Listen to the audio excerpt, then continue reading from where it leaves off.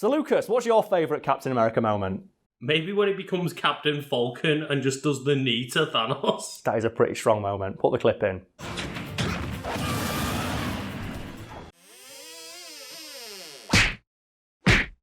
As one of the best known comic characters ever created, there's very little basic biographic information about Captain America. Even people with only a passing knowledge of the comics don't know about him. That said, there is at least one minor fact about Captain America I'm going to guess is going to surprise even fans of the character, that he once drew one of his own comics. Right, so Karl, before we get to that, Yes. we just need to talk about Captain America himself. Oh yeah, just like the Mr. America man himself. Okay, sure. Is there just anybody that is just more of a perfect human specimen? More than Captain America? Not really, no, and that's by design. And I think it's mentioned in the comics that Captain America is as close as is possible for a human to be to superhuman while still being human, because he is the absolute pinnacle of what humans can achieve. So he is as fast, as strong, as intelligent, and just charismatic and good looking as it is possible for a human man to be. So Karl, he's basically just the perfect fucking man. Yeah, which is why Chris Evans was just such a good casting for him, because, whoo! Oh, I don't swing that way, but Chris Evans, Captain America, oh, he makes me fumble. Like you stumble over that like little hurdle I just said maybe gay. Oh, god damn, it's Captain America, Chris Evans, like that. So in that vein, Lucas, what's the scene you look at of like Chris Evans, Captain America, where you just go, that's a fucking man? Because there are two correct answers here. Well, playing over on loop in my head whenever I close my eyes, just in general, Okay. is just the helicopter scene. Oh, of him just like arm curling an entire helicopter.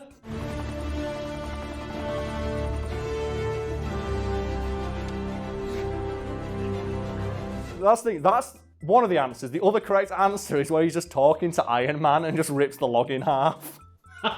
just because Chris Evans just, boom! It's like this entire fucking log. It's like, yeah, that's right. That's my America. The thing is, I like to believe he didn't even rip it in half. It's just like he just flexed and the wood just shattered out of inadequacy. So I'll never be this fucking tough. So to bring it back a little bit, Karl. Yes. His powers aren't just big fucking arms.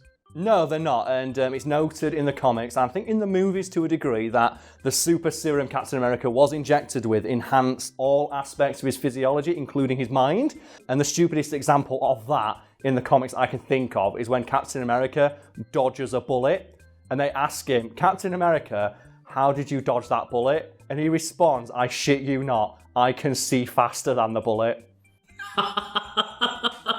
And that to me is that's just peak comic writing right there, isn't it? I see faster than the bullet. And it's noted that in addition to that, having super fast eyeballs, Captain America also has almost perfect memory recollection, and his other senses are sharper than an origami leopard. And you might be thinking, well, Karl, is this why Captain America in the comics is noted as being very good at artwork?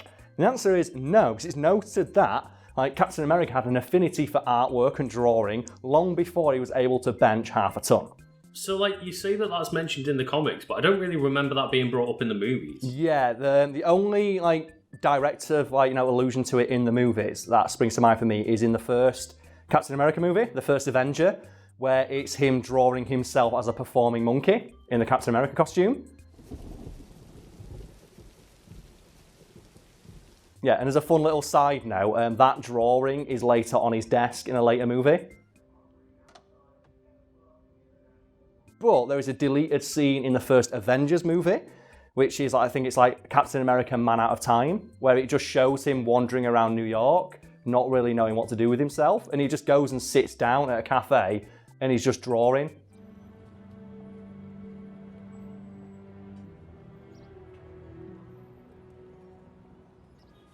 But it's one of those scenes where you look at it and go, this never should have been fucking cut. Because it really helps to sell Captain America as just a guy out of his time who's lonely and doesn't know what he's doing with his life. And obviously the pertinent thing in that scene is that it shows Captain America just drawing for pleasure and for fun. And it's noted in the comics that sometimes when Captain America's not being an Avenger, he will lend his artistic skill to the police as a sketch artist. Which is, I think, it's the most Captain America thing ever, because it means that even when he's not being an Avenger and he's just drawing, he's still drawing for justice. And can you imagine as well, when you go to court and you're like, well, the sketch doesn't look like me, And then they bring in, we're going to bring the sketch artist in, and Captain America rocks up in full costume. And you've got to try and argue to the jury against Captain America. He's like, oh, God damn it, I'll go to jail now. I'm not going to argue with him. So I think I recently read a run of She-Hulk. And are you familiar with She-Hulk at all? And not overly.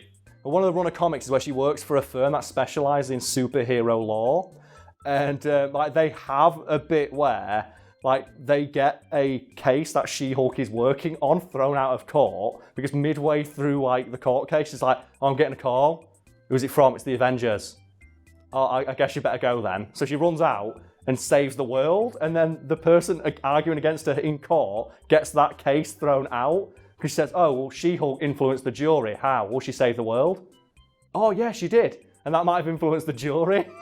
Oh, God. He's like, oh, man. And it's like one of those things, you never think about that, but it must happen. So you've mentioned how, they've set precedent that Captain America can draw. Yes. But what about his own comic, then? Well, here's the thing, because in the mainline 616 Marvel continuity, there exists a comic brand called Marvel Comics. And this might seem like a bit meta.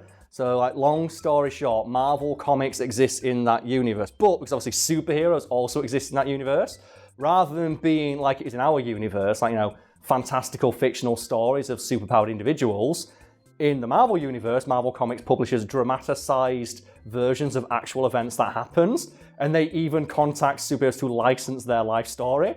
Oh, right, okay. Because they mentioned that in that She-Hulk comic I was talking about, where She-Hulk's reading through her own comics, and she says, oh yeah, I signed off on this a few years ago for a quick paycheck, and she's reading her own comics. So presume then, Karl, that's how Captain America ends up drawing for his own comic? It is, yes, but it gets us a little bit funnier because Captain America doesn't draw for the comic, Steve Rogers does, and at the time that this happened in the comics, Captain America's secret identity wasn't known.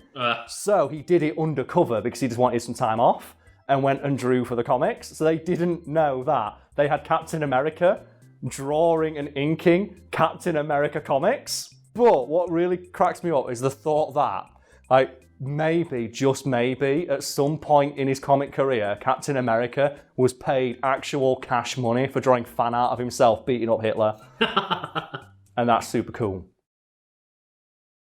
So, Karl, Yeah. You need to tell me more about this She-Hulk comic. Well, it's a run of comics that I got in this collection, I think. It's called Single Green Female. It's just a couple of She-Hulk comics, and it's about when she spends time at this superhero law firm, and there were just a couple of just really neat mini stories in there, and I found them super interesting because they discuss the nitty-gritty of the law within the Marvel universe, which is doesn't sound very interesting, but it's super fucking interesting. For example, they have a guy who's he falls into a vat of atomic water and becomes I think it's Danger Man, and it's he's a superhero. What's the problem? He's well, I want to sue my company because obviously it's an accident. Mm-hmm. And she was why the fuck are you wanting to sue your company for turning you into an indestructible man who can fly? He said, well, I was sleeping with my wife and I rolled over and crushed her, and my health insurance won't cover the injuries because they're superhero related and we haven't got superhero insurance. And he's also, obviously, because I'm super strong, I keep destroying my house, and obviously it's not insured, it's superhero-related damage. It's oh my God, that's awful! And, She-Hulk's trying to talk to him about it, and then she goes to the company and tries to argue it in court, and they're well, he's a superhero, why do we give a fuck?